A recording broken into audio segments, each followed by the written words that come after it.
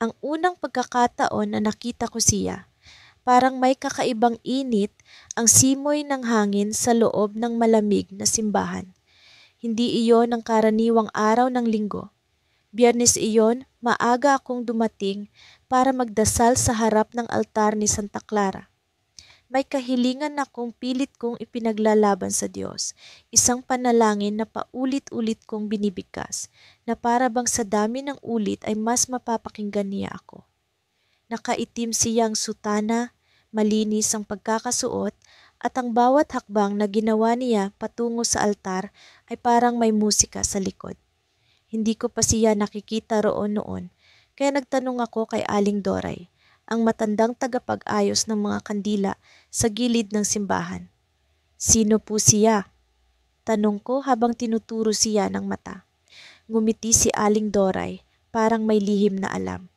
Si Padre Gabriel, sagot niya, bagong pari natin, galing raw sa isang seminaryo sa Maynila. Napakabait at napakatalino. Padre Gabriel. Napakaganda ng pangalan niya, halos anghel ang dating. Hindi ko alam kung bakit tila may kung anong kuryenteng dumaloy sa aking katawan habang pinagmamasdan ko siya. Hindi iyon ang normal na pakiramdam ko kapag nasa simbahan ako. Karaniwan, tahimik ang puso ko, magaan, pero ngayon parang may sugat na biglang bumuka at nagising. Habang nagmimisa, hindi ko maiwasang hindi siya titigan. Ang boses niya, malalim at puno ng pagsuyo, tuwing binibigkas niya ang mga salita ng Diyos. Ang mga mata niya, malambing kapag tumitingin sa kongregasyon, pero parang may misteryo kapag nakatuon sa akin. Hindi ko alam kung iniisip ko lang iyon o talagang may tinatago siyang mga emosyon. Lumipas ang mga araw at mas naging madalas ang pagpunta ko sa simbahan. Hindi na lang tuwing linggo, nagkaroon ako ng dahilan para bumalik tuwing Miyerkules, Biyernes, kahit Sabado.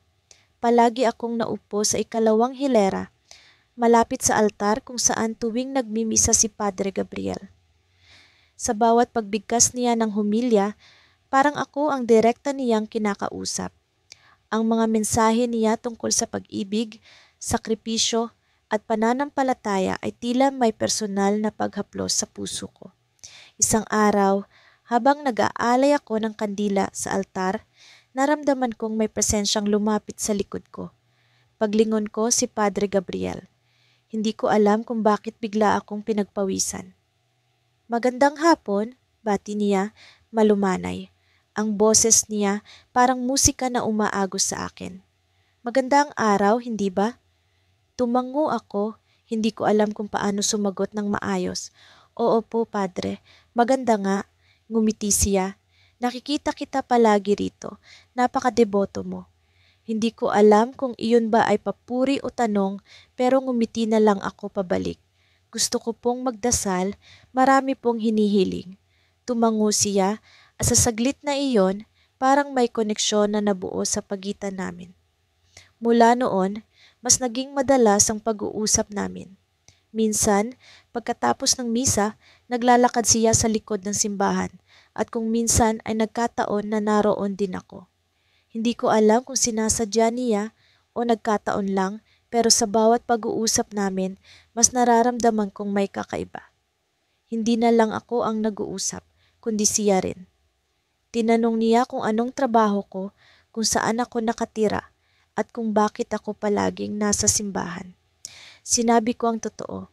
Hindi ko po alam, pero parang mas malapit ako sa Diyos kapag naririto ako. Ngumiti siya, pero may lungkot sa mga mata niya. Minsan, ang paglapit sa Diyos ay hindi lang sa dasal, nasa puso rin. Hindi ko maintindihan ang ibig niyang sabihin, pero tumango na lang ako. Isang gabi, nagkaroon ng prosesyon para sa kapistahan ng patron ng aming bayan. Dumalo ako, tulad ng nakasanayan. Habang naglalakad ang mga tao, may kung anong pakiramdam na nagbago sa akin. Parang hindi na lang ako naroroon para sa Diyos, kundi para rin sa Kanya. Nang matapos ang prosesyon, nagpunta ako sa likod ng simbahan kung saan may maliit na hardin. Tahimik ang paligid, maliban sa tunog ng mga kuliglig. Doon ko siya nakita, nakatayo sa ilalim ng puno ng mangga. Nakatalikod siya, pero alam kong siya iyon. Hindi ko alam kung bakit ako naglakad patungo sa kanya, pero parang may magnetong humila sa akin. Nang lumingon siya, nagulat siya nang makita ako. "Gabing-gabi na," sabi niya, pero hindi siya galit. "Ba't nandito ka pa?" Hindi ko alam kung ano ang isasagot ko. "Nagdasal po ako," sabi ko, pero alam kong hindi iyon ang buong katotohanan. "Ikaw po? Ba't nandito pa kayo?" Tumahimik siya at sa saglit na iyon, parang may kung anong tensyon sa pagitan namin. Ang mga mata niya, malalim ang titig, at naramdaman kong parang may hinahanap siya sa akin. "Minsan," sabi niya, "ang simbahan ay hindi lang lugar para magdasal. Isa rin itong lugar para mag-isip." Hindi ko alam kung bakit, pero ang sagot niya ay parang may ibang kahulugan. "Ano pong iniisip ninyo?" Tanong ko, halos pabulong. Tumingin siya sa akin at sa unang pagkakataon, naramdaman kong ang titig niya ay hindi na titig ng isang pari. Lumapit siya ng bahagya, pero bago pa siya makapagsalita, biglang may narinig kaming yabag sa likuran. Napalingon kami pareho at doon namin nakitang si Aling Doray nakatitig sa amin. Ang mga mata niya punong-puno ng tanong. Sa saglit na iyon, parang bumagsak ang buong mundo ko. Alam kong mali, alam kong hindi dapat, pero sa puso ko, naramdaman ko ang katotohanan. Mahal ko na siya. At ang mas masakit, alam kong nararamdaman niya rin iyon. Sa araw na iyon, tumila ang ulan, ngunit nag-iwan ng malamig na hangin sa paligid. Nakatayo ako sa harap ng altar, nagdarasal.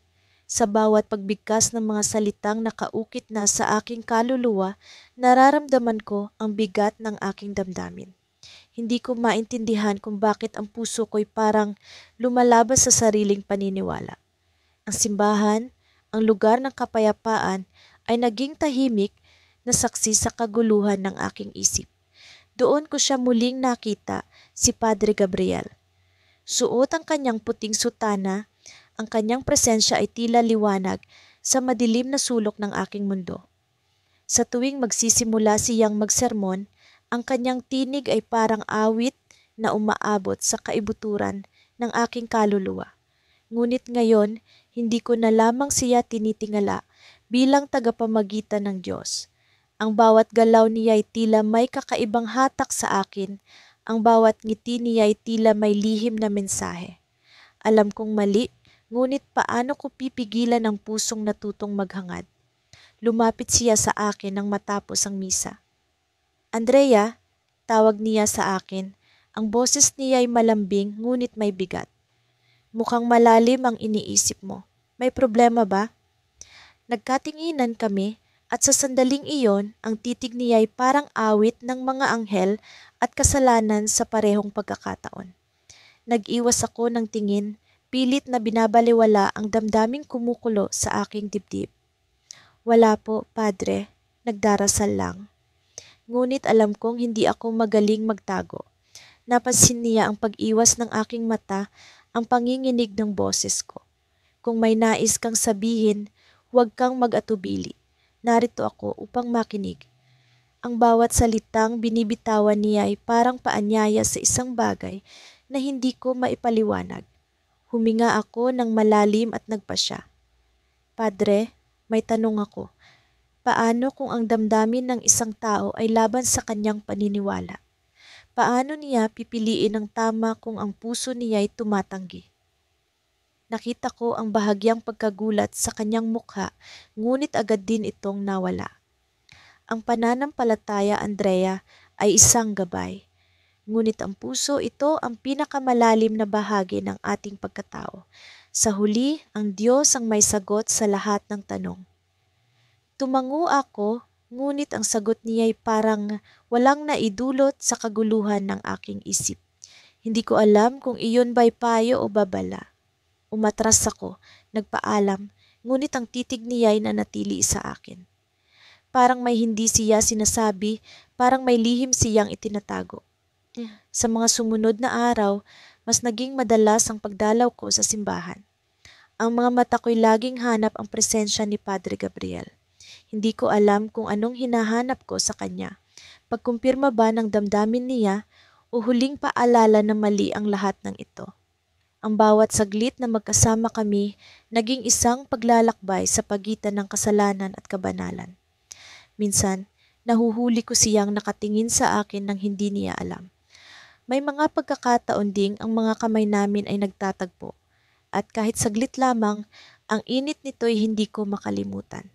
Isang gabi, nagkaroon ng pagtitipon para sa mga kabataan sa simbahan. Bilang aktibo sa mga gawain ng parokya, ako'y isa sa mga nanguna sa paghahanda. Si Padre Gabriel naman ang nagbigay ng panalangin para sa mga dumalo. Sa gitna ng kanyang sermon, ang mga mata niya'y saglit na tumitig sa akin. Ang sandaling iyon ay parang nawala ang lahat ng tao sa paligid. Parang kami na lamang ang naroon, nakikipag-usap sa katahimikan. Matapos ang pagtitipon, habang nagliligpit ako ng mga gamit, lumapit siya sa akin. Andrea, maraming salamat sa iyong dedikasyon. Napakahalaga ng iyong kontribusyon sa ating parokya. Ngumiti ako, ngunit hindi ko alam kung bakit biglang bumigat ang aking dibdib. Salamat po, Padre. Ginagawa ko lang ang aking makakaya. Inabot niya ang isang libro sa akin, isang lumang dasal na aklat. Nais ko itong ibigay sa iyo. Isa itong gabay para sa mga naguguluhan. Napatingin ako sa kanyang mga mata at sa sandaling iyon, parang may kung anong pader ang bumagsak sa pagitan namin. Hindi ko alam kung bakit, ngunit naramdaman ko ang kakaibang init mula sa kanyang presensya. Salamat po, sagot ko, halos pabulong. Bago siya umalis, hinawakan niya saglit ang aking kamay. Ang hawak na iyon ay hindi pangkaraniwan. Parang may mensaheng nais ipabatid, ngunit walang salitang lumabas sa kanyang bibig. Ang mga mata niya ay puno ng damdaming hindi ko maipaliwanag. Nang binitawan niya ang aking kamay, nagiwan ito ng bakas na tila hindi na mabubura. Pag-uwi ko sa bahay, binuksan ko ang dasal na aklat. Sa unang pahina, may nakasulat na maikli ngunit makapangyarihang mensahe. Andrea, sa bawat pagdarasal, hanapin mo ang sagot sa iyong puso. Gabriel. Halos mabitawan ko ang libro. Hindi ko alam kung paano ko pakikitunguhan ang mga salitang iyon. Ang kanyang pangalan ay hindi lamang tanda ng kanyang pagkatao, ngunit tila ba isang mensahe ng damdaming hindi niya maipahayag ng harapan. Kinabukasan, bumalik ako sa simbahan. Binuksan ko ang pinto at ang buong lugar ay tahimik. Ngunit sa sulok, nakita ko siya, si Padre Gabriel, nakaluhod sa harap ng altar. Ang kanyang mukha ay puno ng lungkot, ang kanyang mga mata'y nagsusumamo. Hindi ko alam kung para kanino ang kanyang panalangin. Ngunit nang tumayo siya, nagulat ako sa sumunod na nangyari. Lumapit siya sa akin at sa unang pagkakataon, hindi niya ako tinawag bilang Andrea. Ang sinabi niya ay, "Mahal kita." Halos hindi ako makahinga sa nadinig ko. Ngunit bago pa man ako makasagot, biglang bumukas ang pinto ng simbahan. Pumasok ang isa pang pari, si Padre Enrique, may daladalang mga papeles. Ang tingin niya ay punong-puno ng pagtataka at tanong. Sa sandaling iyon, naramdaman ko ang bigat ng mundo sa aming pagitan. Ang gabi, tila mas madilim kaysa karaniwan. Ang bawat hakbang ko sa makitid na daan patungo sa kumbento ay tila nagiging mas mabigat. Parang bawat yapak ay iniipit ng bigat ng aking konsensya. Hindi ko alam kung bakit narito ako, sa lugar na ito, sa oras na ito. Ang puso ko'y parang isang tambol na walang tigil sa pagpintig. Ang damdamin ko'y kakaibang halo ng takot at pananabik. Nang marating ko ang pintuan ng kumbento, huminto ako. Sa likod ng makapal na pader at tahimik na paligid, alam kong naroon siya, si Padre Gabriel. Ang lalaking hindi ko dapat iniibig. Ang lalaking hindi ko dapat naisipin sa ganitong paraan. Pero bakit ba ang puso ay matigas ang ulo? Bakit ba tuwing siya ay nagmimisa, ang bawat salitang binibigkas niya ay parang musika sa pandinig ko? Ang bawat ngiti niya ay parang sinag ng araw na tumatago sa ulap ng aking mga problema. At ang mga mata niyang tila laging nakatingin sa akin kahit pa sigurado akong hindi iyon ang totoo. Kumatok ako, marahan ngunit may lakas na sapat para marinig. Tumagal ang ilang segundo bago bumukas ang pinto at naroon siya. Si Padre Gabriel nakasuot pa rin ang kanyang itim na kasuotan, ngunit ang kanyang mukha ay may halong gulat at pag-aalala. Ana, ang tanong niyang puno ng pagtataka, anong ginagawa mo rito sa ganitong oras? Hindi ko alam kung paano sasagot. Hindi ko alam kung paano ipapaliwanag ang lahat ng ito. Pero sa halip na salita, ang mga mata ko na lang ang nagsalita para sa akin. Marahil naramdaman niya ang bigat ng damdamin ko dahil bigla siyang napabuntong hininga at isinara ang pinto sa likod niya. Alam mo bang delikado ito? Patuloy niya, ang tinig niya ay mababa at puno ng babala. Hindi tayo dapat nagpapakita sa isa't isa sa ganitong paraan.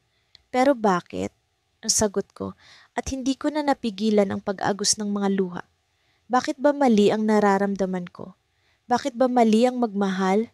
Nakita ko ang pag-igting ng kanyang panga, ang paglalaban sa kanyang mukha. Para bang kinakalaban niya ang sariling damdamin. Hindi siya sumagot agad, ngunit ang katahimikan niya ay mas malakas kaysa kahit anong salita. Ana, sabi niya sa wakas, hindi mo naiintindihan? Ang buhay ko ay para sa Diyos. Ang puso ko ay para sa Kanya, hindi para sa kahit sino. At ako, ang tanong ko, halos pabulong. Ano ako sa'yo? Napatingin siya sa akin, ang kanyang mga matay puno ng hinanakit, parang may sinasabi na hindi niya kayang bigkasin. Ang sandaling iyon ay tila isang awit na tumigil sa ere, isang alon na hindi na bumalik sa dalampasigan. Hanggang sa bigla siyang tumingin sa paligid, siniguradong walang nakakakita at hinawakan ang aking kamay. Halika, ang sabi niya, at hinila niya ako patungo sa likod ng kumbento kung saan mas madilim at mas tahimik. Ang bawat hakbang namin ay puno ng kaba, ang bawat galaw namin ay parang isang krimen. Hanggang sa tumigil kami sa ilalim ng isang matandang puno na tila saksi sa lahat ng lihim ng mundo. Alam mo ba kung gaano kahirap ito para sa akin? Ang tanong niya, ang tinig niya ay basag na parang salamin. Ang makita ka araw-araw, ang maramdaman ang damdamin na hindi ko dapat nararamdaman. Ang Diyos ang pinili ko, Ana, pero bakit parang ikaw ang hinahanap ng puso ko? Hindi ko alam kung ano ang sasabihin. Ang mga salitang iyon ay parang isang saksak sa puso, ngunit sa parehong oras parang isang paghilom. Hindi ko alam kung masaya ba ako o masakit ang marinig iyon.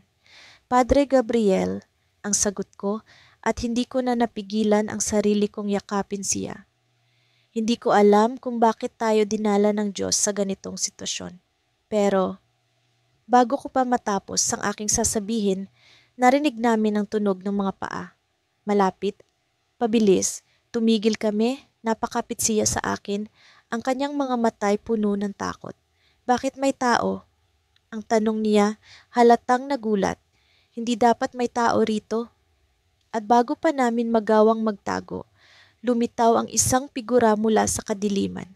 Si Sister Clara, ang madre na lagi kong kasama sa pagdarasal. Ang mga mata niya ay nanlalaki. Ang mukha niya ay puno ng pagkasuklam at pagtataka. Ana! Ang sigaw niya, halos hindi makapaniwala. Ano ang ginagawa mo rito? At ikaw, Padre Gabriel, anong ibig sabihin nito? Para akong naipako sa lupa. Ang mundo ko'y parang gumuhong bigla. Ang bawat tibok ng puso ko'y parang isang bomba na malapit nang sumabog. Hindi ako makapagsalita, hindi ako makagalaw. Ang tanging nagawa ko lamang ay tumingin kay Padre Gabriel na halatang nawalan din ng salita. Clara, ang sabi niya, ang tinig niya ay puno ng pagmamakaawa. Hindi ito ang iniisip mo. Pero alam kong hindi na siya paniniwalaan. At sa isang iglap, tumalikod si Sister Clara at tumakbo pabalik sa kumbento, marahil upang sabihin sa iba ang kanyang nakita. Ana, Ang sabi ni Padre Gabriel, ang tinig niya ay puno ng takot. Wala na tayong oras, kailangan mong umalis. Pero paano ka? Ang sagot ko, ang mga mata ko'y puno ng luha. Anong mangyayari sa'yo? Hindi siya sumagot. Hinawakan niya lamang ang aking mukha. Ang hawak niya ay puno ng pagmamahal at paalam. Ang mahalaga ngayon, ang sabi niya, ay ikaw, lumayo ka muna, magdasal ka, at manalig ka sa Diyos. At bago pa ako makapagsalita, tumalikod siya at iniwan ako sa ilalim ng puno, nag-iisa, basag ang puso at puno ng takot para sa kanya. Sa mga araw na lumipas, hindi ko na maitatanggi ang bigat na bumabalot sa aking puso. Ang mga dasal ko'y tila mga sigaw sa kawalan, walang tugon, walang kalinawan. Ang mga hakbang ko sa loob ng simbahan ay tila may batik na kasalanan. Ang bawat pagtingin ko sa kanya, sa pari na mahal ko, ay isang paalala ng bawalan na damdaming hindi ko kayang pigilan. Isang gabi, matapos ang misa, nagkaroon ako ng lakas ng loob na kausapin siya. Naghintay ako sa labas ng sakristi, ang lugar kung saan siya madalas manatili. Ang mga kandila sa altar ay nagbabaga pa rin, ang liwanag nito'y naglalaro sa madilim na kahoy ng simbahan. Ang awit ng mga kuliglig sa labas ay tila nagtatago ng aking kaba. Lumabas siya, dala ang isang maliit na aklat. Nakasuot pa rin ang kanyang itim na sutana at ang kanyang mukha ay parang laging puno ng kapayapaan, ngunit may bakas ng pagod. Nang makita niya ako, nagulat siya. Ngunit hindi niya ipinakita ang anumang bahid ng pagkailang. Magandang gabi, sabi niya, malumanay, tila ako'y isa lamang pangkaraniwang deboto. Padre, sabi ko, halos pabulong, may nais po akong sabihin. Tumango siya at inanyayahan akong maupo sa isang lumang bangko malapit sa altar.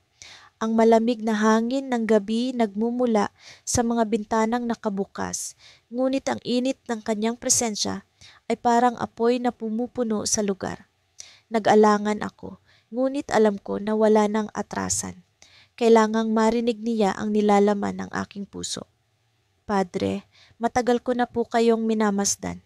Hindi ko po sinasadya, ngunit hindi ko rin po kayang pigilan. Mahal ko po kayo. Ang mga salita ay parang mga punyal na lumabas sa aking bibig. Masakit ngunit kailangang sabihin.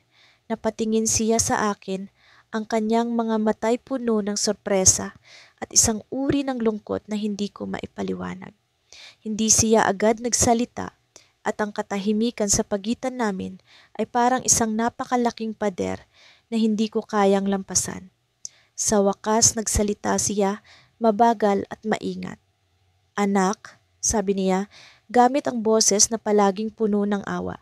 Ang pagmamahal ay biyaya, ngunit may mga anyo ng pagmamahal na hindi natin maaaring yakapin. Ako'y isang lingkod ng Diyos. Ang puso ko'y nakalaan sa Kanya at sa Kanyang bayan. Ang mga salitang iyon ay parang hampas ng malakas na hangin, halos hindi ko kayang tumayo sa bigat nito. Ngunit hindi ako sumuko. Padre, hindi po ito isang bagay na pinili ko. Dumating ito sa akin nang hindi ko inaasahan. Hindi ba't ang Diyos ang may likha ng lahat ng damdamin? Bakit po kailangang itakwil ang ganito? Tumayo siya mula sa bangko at naglakad palapit sa altar. Ang kanyang likuran ay nakatalikod sa akin, ngunit alam kong ang kanyang isip ay puno ng pag-aalala. Hindi ko pinagdududahan ang iyong damdamin, sabi niya. Ngunit may mga panata akong binitawan, may mga batas na sinusunod. Ang pagmamahal sa Diyos ay nangangailangan ng sakripisyo. Tumayo ako at lumapit sa Kanya. Sa bawat hakbang ko, ang aking puso ay parang naglalaban sa pagitan ng pag-asa at takot. Padre, bakit hindi natin subukang unawain ang damdaming ito? Hindi ba't ang Diyos ay mahabagin? Hindi ba't ang pagmamahal sa kapwa ay isang anyo ng pagmamahal sa Kanya? Napalingon siya sa akin, ang kanyang mga matay puno ng damdaming hindi ko mabasa. Galit ba iyon, awa o pagmamahal? Hindi mo naiintindihan? Sabi niya, ang kanyang boses ay biglang naging matigas. Ang bawat hakbang palayo sa aking panata ay isang pagtataksil sa kanya. Kung mahal mo ako, hilingin mo sa sarili mo na kalimutan ako. Ang mga salitang iyon ay parang mga sugat sa aking puso. Ngunit bago pa ako makapagsalita, may biglang narinig kaming ingay sa labas ng simbahan. Isang malakas na pagkalabog, kasunod ang mga boses na tila nag-aaway. Pareho kaming napalingon at ang mga mata niya ay biglang naging alerto. Tumakbo siya palabas at sinundan ko siya. Ang damdamin ko'y naghalo-halo, takot, pagkalito at ang parehong pagmamahal na nagdala sa akin sa gabing iyon. Sa labas, sa ilalim ng liwanag ng buwan, nakita namin ang dalawang lalaki na nag-aaway. Ang isa'y hawak ang isang kutsilyo habang ang isa'y tila pilit umaawat. Ang pari ay sumigaw, "Tama na, tigilan ninyo ito." Ngunit bago pa niya maabot ang dalawa, ang lalaki na may kutsilyo ay biglang bumaling sa kanya. Ang sandali ay parang bumagal. Nakita ko kung paano tumama ang kutsilyo sa kanyang dibdib. Ang kanyang sutana ay biglang nabahira ng dugo. Napasigaw ako at tumakbo patungo sa kanya.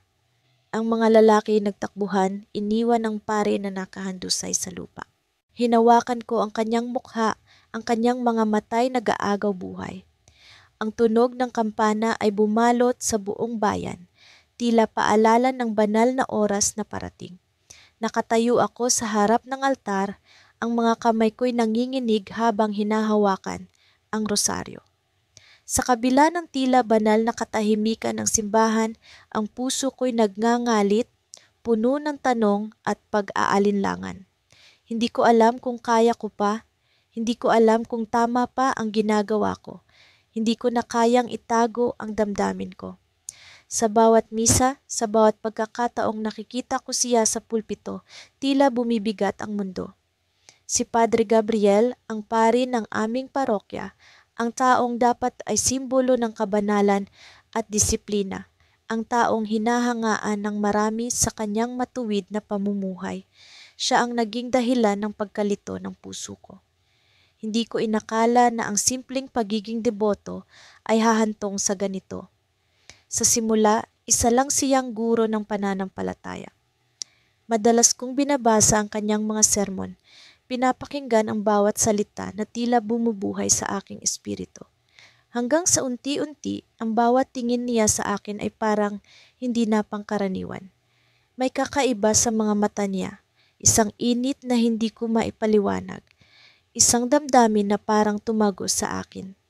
Hindi ko alam kung ako lang ba ang nakaramdam ng ganito o kung may lihim din siyang itinatago. Isang gabi, matapos ang misa, nagpaiwan ako sa simbahan. Hindi ko alam kung bakit, ngunit parang may puwersang nagtutulak sa akin na manatili. Habang binubura niya ang mga kredensiyal ng altar, nilapitan niya ako. Ang kanyang mga mata ay pagod, ngunit may kakaibang ningning. "Magandang gabi," sabi niya. Ang tinig niya ay mababa ngunit puno ng lambing. Hindi ko alam kung paano ako nakasagot. Ang buong katawan ko'y nanigas, ang puso ko'y tumatakbo ng mabilis. "Magandang gabi rin po, Padre," sagot ko, halos pabulong. Tumango siya at ngumiti, ngunit ang nangiti na iyon ay tila may lihim na sinasabi. Hindi ko na napigilan ang tanong na matagal nang bumabagabag sa akin. "Padre, hindi ba kayo nahihirapan sa buhay na pinili ninyo? Hindi ba kayo natutukso?" Napatigil siya. Ang kanyang mga kamay ay huminto sa pag-aayos ng mga kandila. Tumingin siya sa akin ng diretso at sa sandaling iyon parang umiwas ang oras. "Siyempre," sabi niya, "tao rin kami, hindi kami perpekto." Ang sagot niya ay parang yelo sa apoy. Hindi ko alam kung bakit, ngunit sa sandaling iyon, naramdaman ko ang koneksyon, isang bagay na hindi ko dapat maramdaman. Tumingin siya sa akin ng mas malalim at ang mundo ko'y tila bumaliktad. "Mahalaga sa pananampalataya ang pag-amin ng kahinaan," dagdag niya.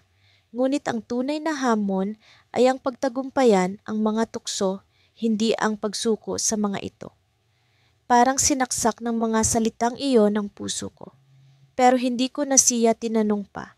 Tumayo ako, nagpaalam, at iniwan siya sa altar. Ngunit sa likod ng aking pagtalikod, naramdaman ko ang mga mata niyang nakasunod sa akin. Sa gabing iyon, hindi ako makatulog. Ang mga salita niya ay paulit-ulit sa isip ko. Ngunit ang mas nagulo sa akin ay ang paraan ng kanyang pagtitig. Parang may sinasabi na hindi niya kayang bigkasin. Lumipas ang mga araw, ngunit mas lalong tumindi ang damdamin ko para sa kanya. Hindi ko na kaya ang bawat pagtingin, ang bawat pagkakataong magkasama kami sa mga aktibidad ng simbahan. Hanggang sa isang araw, matapos ang isang mahabang pagninilay, nagdesisyon akong harapin siya. Hindi ko alam kung tama ang gagawin ko, pero alam kong hindi ko na kaya ang tahimik na pagdurusa. Nakita ko siyang naglalakad sa likod ng simbahan, sa malapit sa hardin kung saan madalas niyang magdasal. Nilapitan ko siya, ang mga paa ko'y mabigat, ngunit ang puso ko ay puno ng tapang. Padre Gabriel, tawag ko, ang tinig ko'y halos pumutok sa kaba. Tumigil siya at bumaling sa akin. "Oh, Hija?" Tanong niya, ang mukha niya ay tila nag-aalala. Hindi ko alam kung paano sisimulan, pero ang mga salita ay dumaloy na lang. Hindi ko na kaya. Hindi ko na kaya ang nararamdaman ko. Napatitig siya sa akin, ang mga mata niya ay nagpakita ng gulat. "Ano ang ibig mong sabihin?"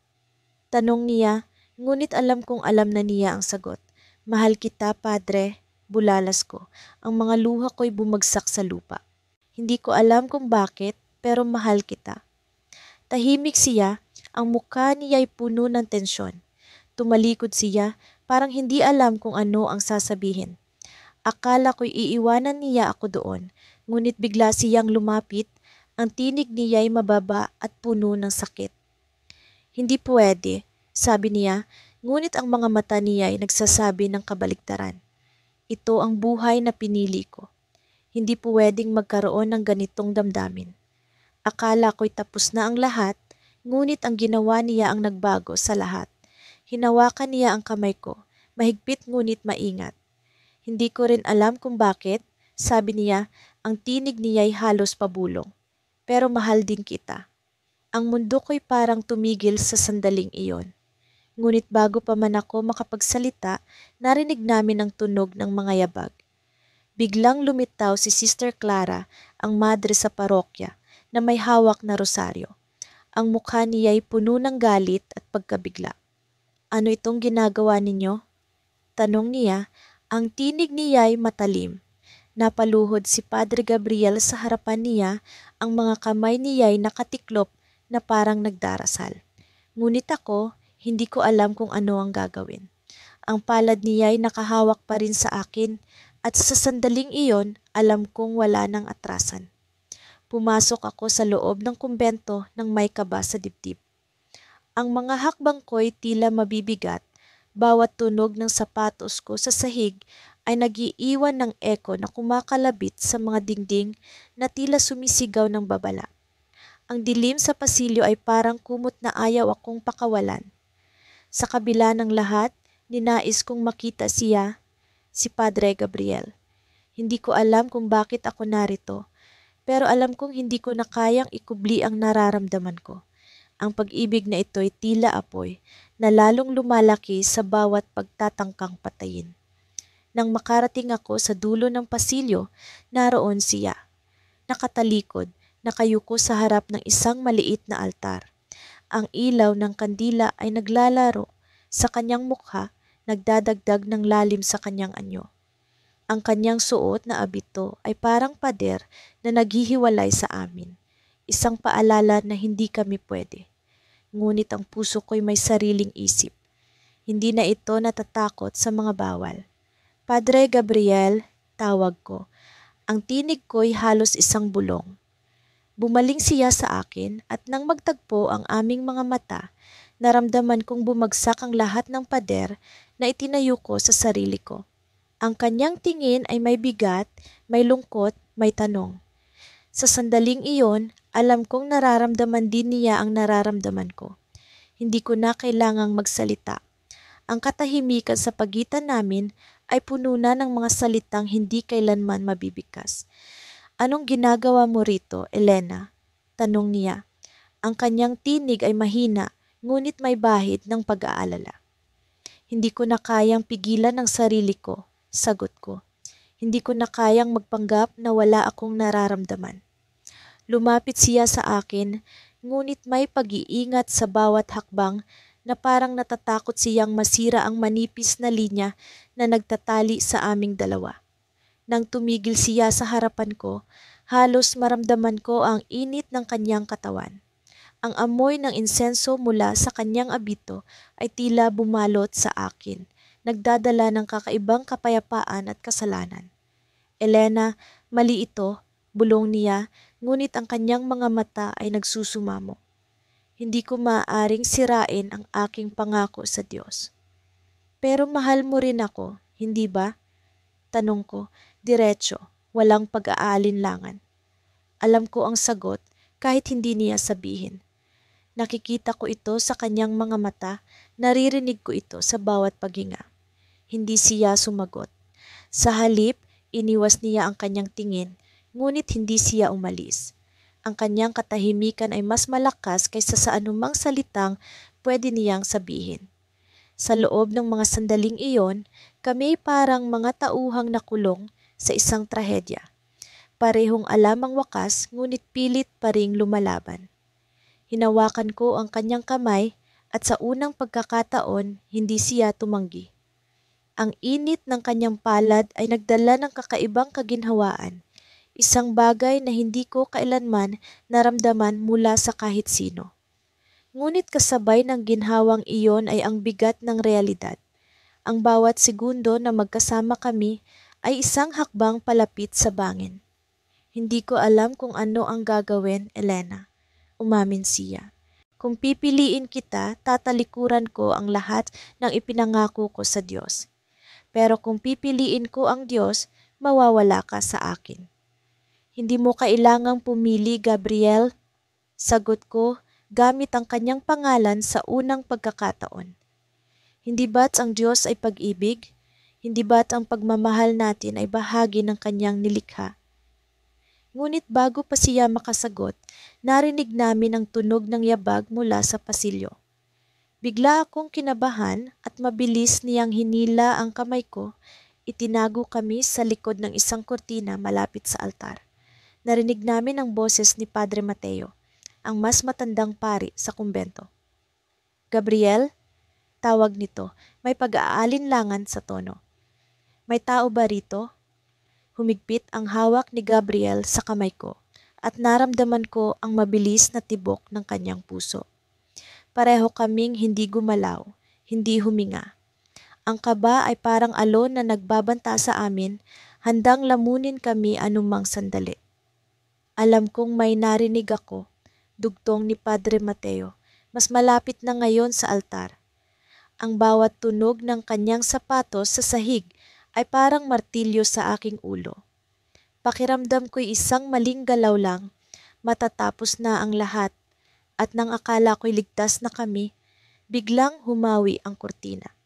Tumambad kami kay Padre Mateo, ang kanyang mukha ay punong-puno ng pagkabigla at galit. Tumigil ang mundo.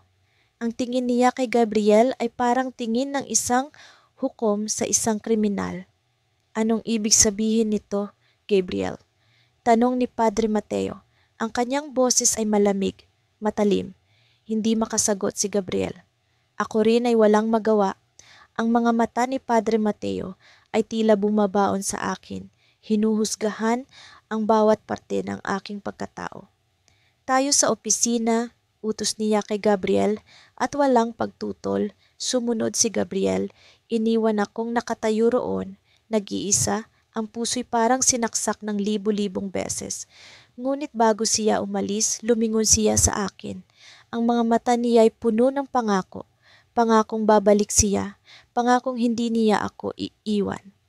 Ngunit ang tanong ko sa sarili ko, paano?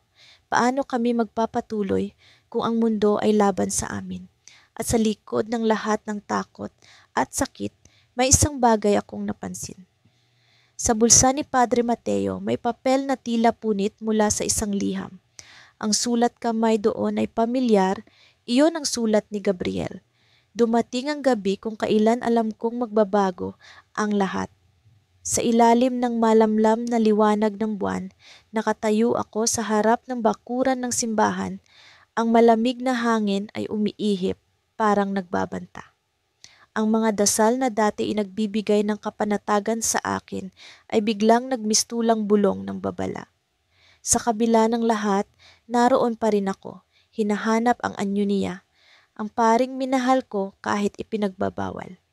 Nakasuot siya ng kanyang abito, ngunit sa bawat hakbang palapit sa akin, parang unti-unti itong nagiging piring sa kanyang pagkatao. Hindi na siya ang banal na imahe ng simbahan. Siya na ang lalaking pinangarap ko, ang lalaking nagpamukha sa akin na hindi lahat ng pag-ibig ay banal. Nang magtama ang aming mga mata, naramdaman ko ang bigat ng mundo sa pagitan namin. Isang bigat na hindi maibsan ng kahit anong dasal o penitensya. Alam mo bang mali ito? Tanong niya, ngunit hindi ko mawari kung para sa akin o para sa kanya. Ang tinig niya ay tila nagkakabitak, parang lupa na sinasakop ng tagtuyot. Alam ko, sagot ko, ang mga salita ay bumagsak sa lupa na parang mga basag na salamin. Pero hindi ko kayang pigilan ang nararamdaman ko. Tahimik siya, ang kanyang mga mata na dati puno ng liwanag ng pananampalataya, ngayon ay tila naguguluhan, hinahabol ang sagot sa sariling tanong. Naramdaman ko ang panginginig ng kanyang kamay nang hawakan niya ang sa akin. Parang apoy na nagbabanta sa akin, pero sa halip na umatras lalo akong lumapit. Hindi ko ito ginusto, bulong niya. Hindi ko ginusto ang pakiramdam na ito. Pareho tayo, sagot ko, at sa unang pagkakataon, naramdaman kong parabang hindi na kami nag-iisa sa laban na ito. Dalawang kaluluwa na parehong nagtatangkang tumakas sa gapos ng mga alituntunin. Naramdaman ko ang init ng kanyang katawan nang magkalapit kami. Ang bawat galaw niya ay tila may kasamang pag-aalinlangan, ngunit mas matindi ang tawag ng kanyang damdamin. Hindi ko alam kung paano ito matatapos, sabi niya, na para bang ang hinaharap ay isang madilim na lagusan na hindi niya kayang pasukin. Walang kasiguraduhan, sagot ko, pero hindi ko kayang bumitaw. Ang mga salitang iyon ay tila nagbukas ng pinto sa pagitan namin. Ang kanyang mga matay nagliwanag, hindi dahil sa pananampalataya, kundi dahil sa pagnanasa na matagal niyang ikinubli. Ngunit bago pa man kami tuluyang magpakalunod sa damdaming iyon, biglang may kumalabog sa loob ng simbahan. Isang tunog na parang bumagsak ang isang krus. Napaurong kami pareho, ang kabay bumalot sa aming mga puso. Huwag kang gumalaw, bulong niya, ngunit ang tinig niya ay nanginginig din. Dahan-dahan siyang lumapit sa pintuan ng simbahan upang alamin ang nangyari. Naiwan akong nakatayo, ang malamig na hangin ay tila naging mga daliri na humihila sa akin palayo. Ngunit ang puso ko'y nanatiling nakatali sa kanya na baka ngayon ay nasa panganib. Ilang saglit lamang bumalik siya, ang mukha'y maputla at ang mga kamay ay nanginginig. May tao sa loob, sabi niya, ang boses niya ay halos hindi marinig. Sinong tao? Tanong ko, ngunit hindi siya sumagot. Hinawakan niya ang aking kamay at hinila ako palayo sa simbahan. Ang mga yapak namin ay mabilis, parang mga magnanakaw sa ilalim ng buwan. Hindi ko maintindihan ang ganap, ngunit alam kong may banta, isang banta na maaaring magwasak sa aming dalawa. Nang makarating kami sa isang madilim na sulok, doon lamang siya nagsalita. Nakakita ako ng anino malapit sa altar. Paliwanag niya, ang mga matay puno ng takot. Hindi ko alam kung sino, pero alam kong hindi dapat naroon ang sino man sa ganitong oras. Baka isa sa mga sakristan? Tanong ko, sinusubukang lunasan ang kanyang takot, ngunit umiling siya. Hindi, sagot niya, iba ang pakiramdam ko. Para bang may nagmamasid sa atin. Biglang bumalik sa akin ang lahat ng mga bulong na narinig ko noong nakaraang linggo, mga bulong tungkol sa pare na tila may itinatago. Hindi ko alam kung paano nag-ugat ang tsismis na iyon, pero ngayon parang nagsisimulang magkaroon ng laman ang mga kasinungalingang iyon. May nakakaalam ba? Tanong ko. Ang boses ko'y mahina ngunit puno ng tensyon. Hindi siya sumagot, ngunit ang katahimikan niya'y tila isang pagsang-ayon. Sa sandaling iyon, naramdaman ko ang bigat ng aming kasalanan, hindi lamang dahil sa pag-ibig na ipinagbabawal, kundi dahil tila may mata na nakatingin sa amin, naghihintay ng tamang pagkakataon upang kami mahuli. Hindi tayo ligtas, sabi niya, ang tinig niya'y puno ng pangamba. Bago pa man ako makasagot, may biglang liwanag na sumilay mula sa direksyon ng simbahan. Isang liwanag na nagmumula sa loob. Hindi karaniwang ilaw iyon. Parang apoy na sumasabog, ngunit walang init. Sa ilalim ng liwanag na iyon, nakita ko ang anino ng isang tao. Isang figura na nakatayo malapit sa altar, tahimik ngunit nagbabantay. Huwag kang gagalaw, bulong niya ulit, ngunit ang katawan ko'y hindi makagalaw kahit gustuhin ko. Ang figura sa simbahan ay tila isang halimaw na nagbabadya ng kapahamakan, ngunit hindi ko mawari kung ito'y totoo o isang imahe lamang ng aming mga kasalanan. At bago pa namin maunawaan ang nangyayari, isang tinig ang narinig namin, malalim, malamig at puno ng panunumbat. Ano ang ginagawa ninyo sa harap ng Diyos? Tanong ng tinig, at sa sandaling iyon parang bumagsak ang mundo. Sa gabing malamlam ang ilaw ng buwan, tahimik kong tinahak ang makipot na daan patungo sa kumbento. Ang hangin ay malamig, pero ang init ng damdamin ko'y tila apoy na hindi kayang patayin. Nang gabing iyon, may sapantaha akong hindi ko maitatanggi pa. Ang puso ko'y lumalaban sa mga paniniwalang matagal kong niyakap. Ngunit ang tawag ng damdamin ay mas malakas kaysa sa mga dasal na paulit-ulit kong binibigkas. Nakatanaw ako sa bintanang yari sa kahoy. Ang silweta ni Padre Gabriel ay naaaninag sa loob, nakayuko sa harap ng altar, tila ba may iniisip na mabigat. Ang puso ko'y nagdadalawang isip kung papasok ba ako o magpaparada na lamang sa likod ng simbahan. Ngunit para akong nilulukob ng di maipaliwanag na lakas. Ang mga hakbang ko'y nagpatuloy at bago ko pa man namalayan, nasa harap na ako ng pintuan ng kumbento. Bukas ito, tila inaanyayahan akong lumapit. Padre Gabriel, ang tawag ko, hindi ko tiyak kung narinig niya.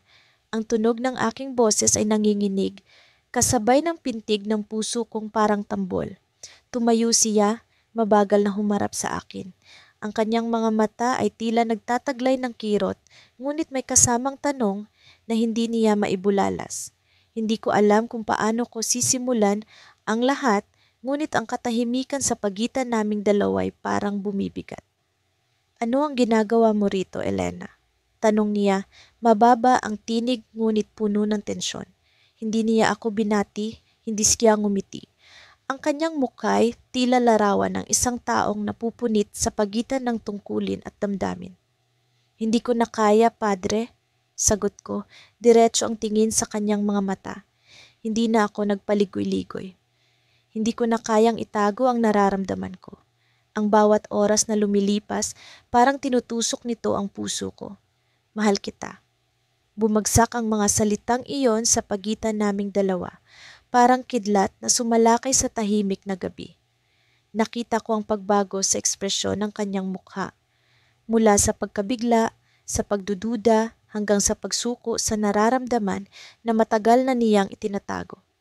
Tumalikod siya sa akin, itinakip ang kamay sa kanyang mukha. Tila sinusubukang takasan ang katotohanan. Elena, hindi mo ba naiintindihan? Sabi niya, ngunit ang kanyang tinig ay tila nawawala sa lakas. Ako'y isang alagad ng Diyos.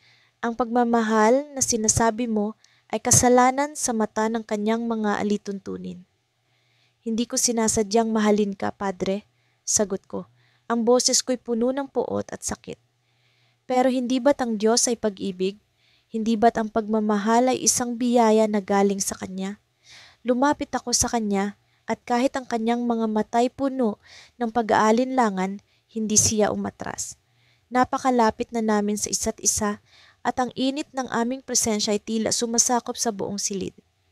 Sa sandaling iyon, parang nawala lahat ng hadlang.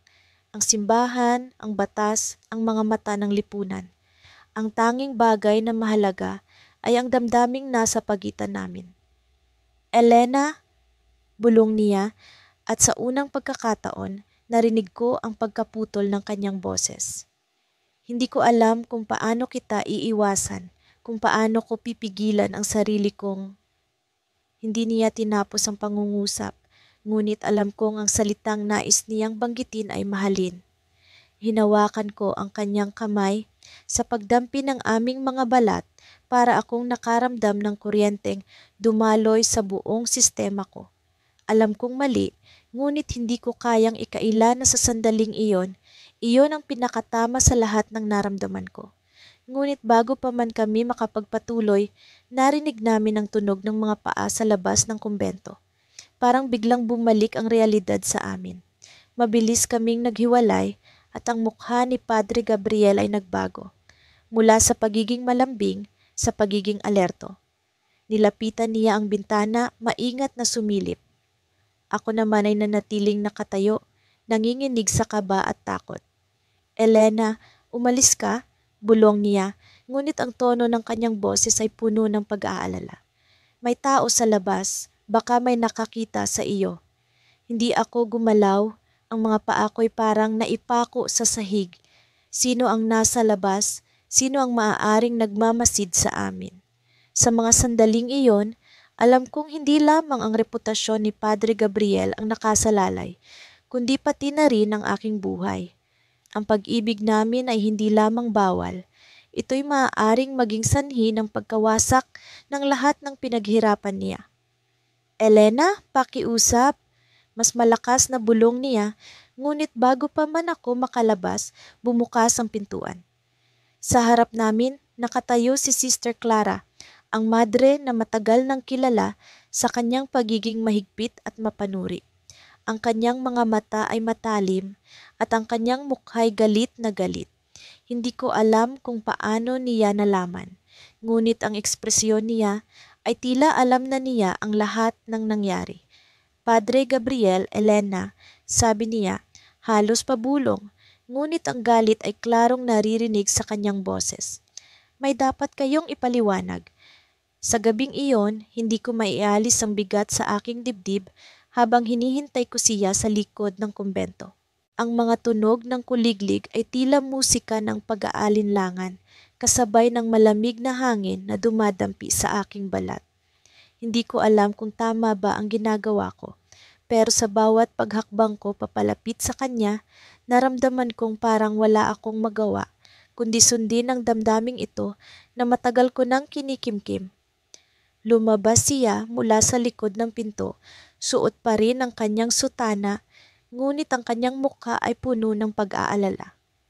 Tila ba ang bawat hakbang niya patungo sa akin ay nagdadala ng bigat ng mundo. Ang mga mata niya na dati puno ng kapayapaan, ngayon ay puno ng tensyon. Ngunit kahit ganoon, naramdaman kong hindi niya ako kayang talikuran. Hindi niya kayang pigilan ang sarili niyang damdamin kahit pa alam naming mali ito. Ana, aniya, mahinang tawag habang nilalabanan ang panginginig ng kanyang boses. Dapat nating pag-usapan ito. Pag-usapan? Tanong ko, halos hindi makapaniwala. Hindi ba't sa bawat pagkakataon na tayo'y nagkikita, sinasabi mo na lahat ng ito'y kasalanan? Pero bakit narito ka, Andres? Bakit hindi mo ako kayang layuan? Hindi siya nakapagsalita. Halatang may labanan sa loob ng kanyang isipan. Ang panata niya sa Diyos laban sa damdamin niya para sa akin. Ang katahimikan sa pagitan namin ay nakakapaso, parang apoy na unti-unting lumalapit sa balat. Hindi ko alam kung saan kami patungo, pero sa sandaling iyon, ang mundo ay tila umiikot lamang sa aming dalawa. Hindi ko alam Sagot niya sa wakas, ang boses niya ay puno ng sakit. Alam kong mali ito. Alam kong nilalabag natin ang banal na kautusan. Pero Ana, hindi ko kayang itanggi ang nararamdaman ko para sa'yo. Hindi ko kayang itago ang katotohanan na sa tuwing nakikita kita, parang nawawala ang lahat ng bigat sa aking buhay. Ang mga salitang iyon ay parang patak ng ulan sa tigang na lupa ng aking puso. Ngunit sa likod ng tuwa, naroon ang takot. Alam kong ang relasyon naming ito ay isang panganib, hindi lamang sa kanya bilang isang pari, ngunit pati na rin sa akin. Ang simbahan, ang komunidad, ang pamilya namin, lahat sila ay hindi kailanman maiintindihan ang nararamdaman naming dalawa. Niyakap niya ako ng mahigpit na para bang ito ang huling pagkakataon na magagawa niya iyon. Narinig ko ang tibok ng kanyang puso, mabilis at magulo tulad ng akin. Ang init ng kanyang katawan ay nagbigay sa akin ng kakaibang lakas, ngunit kasabay nito'y ang pag-usig ng aking konsensya. Paano ko haharapin ang kasalanan na ito? Andres, bulong ko, paano natin malalampasan ang lahat ng ito? Paano natin maitatago ang nararamdaman natin kung ang bawat kilos natin ay parang apoy na handang lumamon ng lahat? Hindi siya sumagot. Sa halip, hinalikan niya ako sa noo. Isang simpleng halik na puno ng pagmamahal at pangako. Ngunit alam kong sa likod ng halik na iyon ay ang hindi maiiwasang katotohanan na ang relasyon namin ay magdudulot ng kapahamakan. May paraan, aniya, bigla habang lumayo ng bahagya at tumingin sa akin ng diretso. Ang kanyang mga mata ay puno ng determinasyon, ngunit may halong kirot. Hindi ko alam kung tama ito, pero may paraan upang hindi na tayo magtago. Hindi na tayo mamuhay sa takot. Napatingin ako sa kanya, hindi makapagsalita. Hindi ko alam kung anong ibig niyang sabihin, pero naramdaman ko ang takot na gumapang sa aking katawan. Ang boses niya ay mabigat, ngunit matatag. Magpapasya na ako, Ana. Hindi ko na kayang ipagpatuloy ang ganitong buhay. Ang buhay na puno ng pagtatago at kasinungalingan. Mayroon akong gagawin. Pero kailangan mo akong suportahan. Andres, ano ang plano mo? Tanong ko, ang boses ko'y nanginginig. Alam kong ang kanyang mga salita ay magdadala ng pagbabago sa aming buhay. Pero hindi ko alam kung handa ako para sa pagbabagong iyon. Hindi ko pa masabi sa iyo ngayon, sagot niya habang hinawakan ang aking kamay. Pero Ana, tandaan mo, mahal kita. Mahal na mahal kita at gagawin ko ang lahat para sa iyo. Ang kanyang mga salita ay tila espada na dumaan sa puso ko. Masakit ngunit puno ng pagmamahal. Ngunit bago ko pa man masagot ang kanyang sinabi, biglang may narinig kaming mga yabag sa likuran namin. Sa dilim ng gabi, may aninong lumitaw, isang tao. Ang malamig na hangin ay biglang naging mas mabigat at ang paligid ay tila nanahimik sa isang iglap. Padre Andres, anang boses malamig at puno ng autoridad. Ano itong ginagawa mo rito? Napatingin kami pareho sa direksyon ng boses at doon ay nakita ko si Monsignor. Ang kanyang mukha ay puno ng galit, ngunit may halong pagkabigla. Ang mga mata niya ay tila tumatago sa kaluluwa namin at ang presensya niya ay nagbigay ng matinding tensyon sa paligid. Andres, dagdag pa niya, mas matigas ang tono. Sino ang babaeng ito?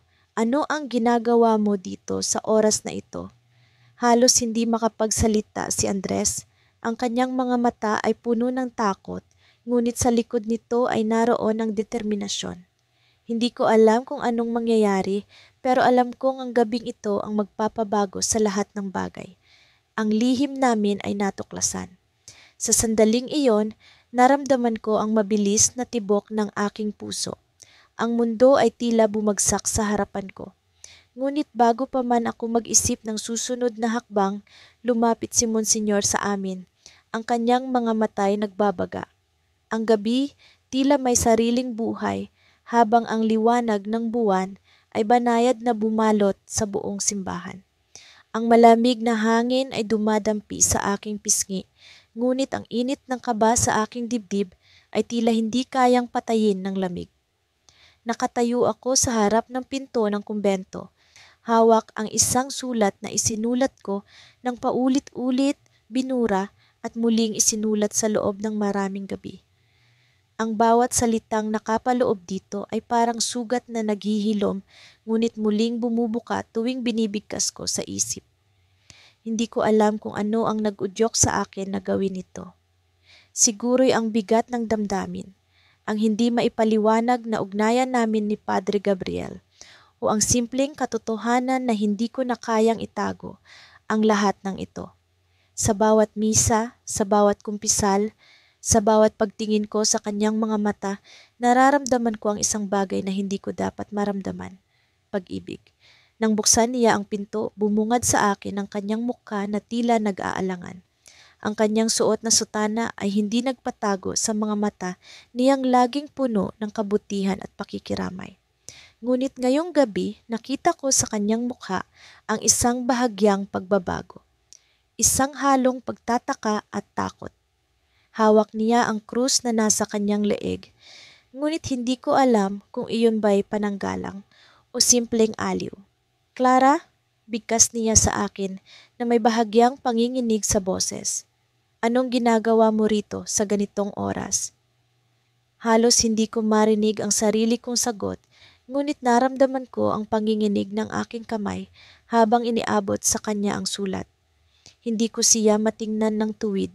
Ang mga mata ko'y nakatingin sa lupa, sa mga anino naming dalawa. Hindi ko alam kung ano ang kanyang iniisip, ngunit naririnig ko ang bahagyang paghinga niya habang binubuksan ang sobre. Habang binabasa niya ang bawat linya, tila unti-unti akong nilulunod ng katahimikan. Ang oras ay bumagal, ang bawat tunog ay nawala, wala ng kampana, wala ng huni ng mga kuliglig. Ang natitira lamang ay ang tibok ng puso ko na parang martilyong bumabagsak sa loob ng aking dibdib. Nang matapos niyang basahin, tumingin siya sa akin. Ang mga mata niya ay puno ng emosyon na hindi ko maipaliwanag. May lungkot, may galit, may awa. Ngunit higit sa lahat, may tanong. Ang tanong na tila bumabagay sa bawat salitang isinulat ko. Paano nangyari ito? Bakit ikaw? Bakit tayo? Clara, bigkas niya ulit, ngunit ngayon ay parang mas matindi ang panginginig sa kanyang boses. Hindi ito tama. Alam mong hindi ito tama. Alam ko, sagot ko, na halos isang bulong. Pero hindi ko kayang pigilan ang nararamdaman ko, Padre. Hindi ko kayang itago ang lahat ng ito. Hindi ko kayang magkunwari na wala. Lumapit siya sa akin, ngunit hindi niya ako hinawakan. Ang distansiya namin ay parang apoy. Malapit ngunit hindi kailanman magtatagpo. Ang kanyang mga mata ay tila naglalaban sa sarili niyang pananampalataya at sa kung ano ang nararamdaman niya. Gusto kong tanungin, nararamdaman mo rin ba ito? Ngunit ang takot ay nagpatigil sa akin. Hindi ko alam kung paano kita sasagutin. Sabi niya sa wakas, ang buhay ko ay para sa Diyos, para sa simbahan. Ang pagmamahal na sinumpaan ko ay hindi para sa isang tao. Pero Clara, ang mga salita mo, ang damdamin mo, Diyos ko, hindi ko alam kung paano ito tatanggapin. Ang panginginig sa kanyang tinig ay tila bumabasag sa akin. Alam kong mali ang nararamdaman ko. Alam kong hindi ko dapat siya pinili. Pero sa bawat misa, sa bawat pagkakataong nakikita ko siya, ang puso ko ay nagkakaroon ng sariling buhay, sariling pintig, sariling panalangin. Padre Gabriel, sabi ko, na halos hindi ko na makilala ang sarili kong boses. Kung ang pagmamahal ko sa iyo ay kasalanan, handa akong magbayad ng parusa. Ngunit sabihin mo sa akin, wala ka bang nararamdaman? Kahit kaunti? Hindi siya sumagot. Ang katahimikan ay tila isang matalim na espada na bumabaon sa pagitan naming dalawa. Ngunit ang kanyang mga mata, ang mga mata niyang laging puno ng katiyakan tuwing nagbibigay ng sermon, ngayon ay puno ng pag-aalinlangan. Clara, Bulong niya na parang isang dasal. Ikaw ay isang mabuting tao, ngunit hindi ito tama. Hindi ito kailanman magiging tama. Ang mga salitang iyon ay parang kulog na tumama sa akin. Ngunit bago pa ako makasagot, biglang may narinig kaming kaluskos mula sa likod ng kumbento. Ang tunog ay tila nagmula sa isang tao, isang hindi kilalang presensya na nagmamasid. Agad kong naramdaman ang takot habang si Padre Gabriel ay napatingin din sa direksyon ng tunog. Sino yan? Tanong niya ng may pag-aalala. Ang kanyang boses ay bumalik sa pagiging matatag, ngunit naramdaman ko ang tensyon sa kanyang kilos. Hindi kami gumalaw sa loob ng ilang segundo, ngunit ang tunog ay muling narinig. Mas malapit, mas malinaw. Mabilis siyang lumapit sa pintuan upang tingnan, ngunit bago pa siya makalabas, isang anino ang dumaan sa gilid ng simbahan. Isang anino na tila nagmamasid sa amin mula sa dilim. Ang malamig na simoy ng hangin ay biglang naging mas mabigat, mas nakakabahala. Ang takot na nararamdaman ko ay tila naging mas malalim, mas hindi maipaliwanag. Umalis ka na, Clara, sabi niya sa akin na may bahagyang utos sa kanyang tinig. Hindi ligtas dito. Padre, ano? Umalis ka na, ulit niya, ngunit ngayon ay mas matindi ang kanyang tono. Ngayon na, hindi ko alam kung bakit, ngunit sinunod ko siya. Habang tumatakbo ako palayo, ang puso ko ay puno ng tanong. Sino ang nasa likod ng kumbento? Ano ang narinig namin? At higit sa lahat, bakit tila may lihim na ayaw sabihin sa akin ni Padre Gabriel?